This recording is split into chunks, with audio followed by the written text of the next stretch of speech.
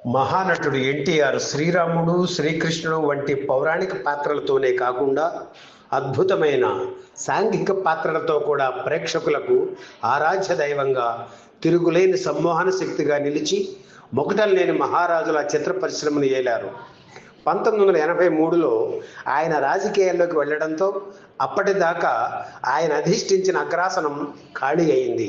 అక్కినేనితో సహా పలువురు అగ్రతారలు ఉన్న అభిమాన గణం అధికంగా ఉన్న హీరో కృష్ణ ఆ స్థానం దిశగా అడుగులు వేస్తున్నారు. ఆ సమయంలోనే ఖైదీ చిత్రం విడుదలయ్యింది. ఆ సినిమాతో చిరంజీవికి ఓవర్ నైట్ స్టార్డమ్ వచ్చింది.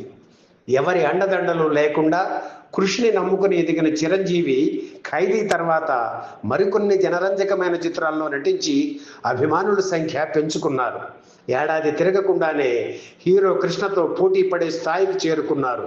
అటువంటి నేపథ్యంలో 1985లో విడుదలైన అడవి దొంగ చిత్రం చిరంజీవి కెరీర్ గ్రాఫ్ను మరింత పెంచింది.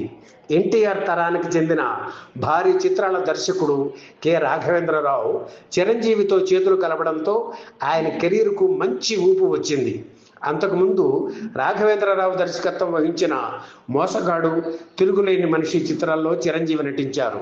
వీరిద్దరి కాంబినేషన్లో వచ్చిన మూడవ చిత్రం అడవి దొంగ చిరంజీవి చిత్రాల వ్యాపార పరిధిని బాగా పెంచి బాక్స్ ఆఫీసును కొల్లగొట్టింది.